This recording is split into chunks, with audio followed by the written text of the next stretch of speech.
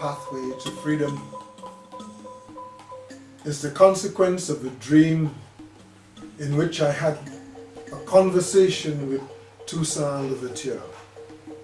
It was written in 1984 and it is called Pathway to Freedom. Today I come before you not as a compassionate black Christ. Therefore I cannot say to you, forgive them, for they know not what they do. Neither am I a lunatic prophet, yet my cries of woe will always echo in this abyss of psychological torment. I am simply a poet. Unlike my fellow writers and poets, I seek to destroy the apathy that has become the essence of our times. Have they completely distorted our minds? Why have we, inheritors of our forefathers' agonies, become individually fragmented?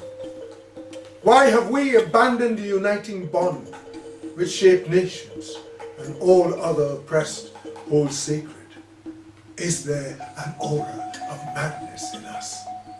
Why do we always laugh when we know that our round faces prompt the assumption that we do not care about our tragic situation? Why do we readily accept the slaver's treacherous hands, yet prone to ridicule our brothers and always suspicious of their intent? Are these qualities the misfortunes of slavery? Hear me, hear me. My sweet voices have said the time has come for us to look inwardly and analyze why we are as we are. Because the peril of self-destruction hangs about us, and self-destruction is not a sweet joy, it is our final death.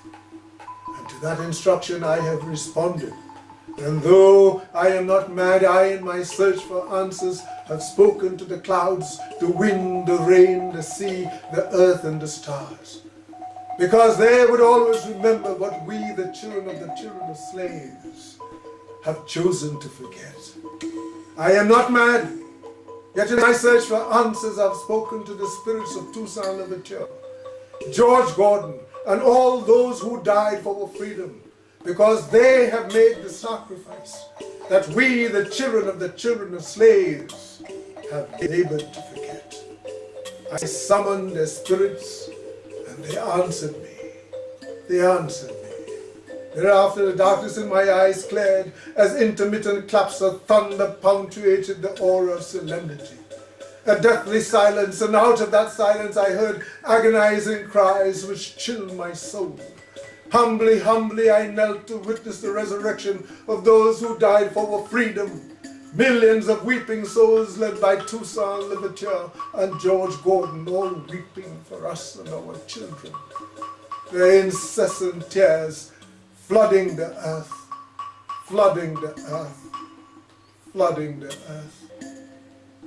It was Thompson who spoke. You want to know why you are as you are?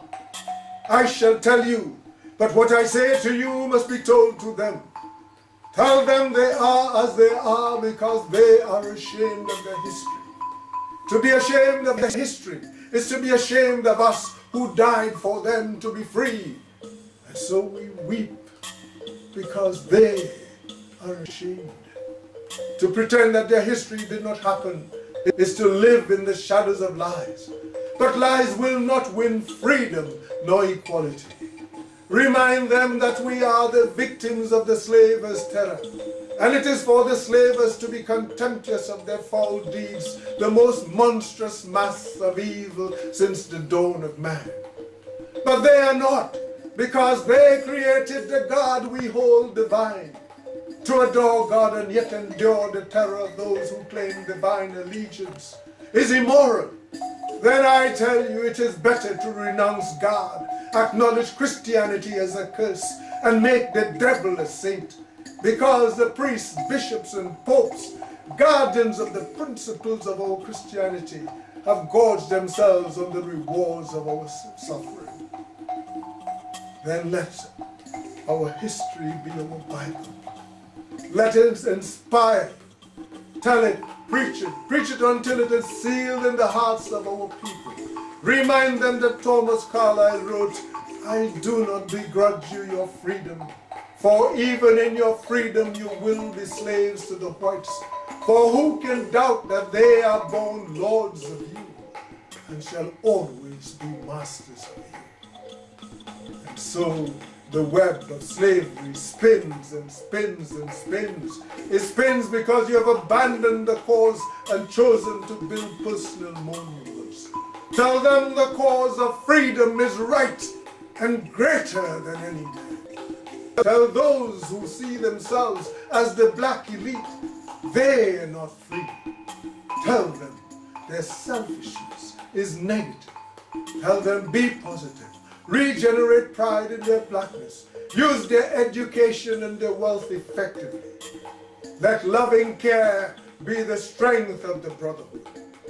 And the dream of freedom will not always be a dream. Go, my brother. I bid you. Tell it. Tell it. Tell it.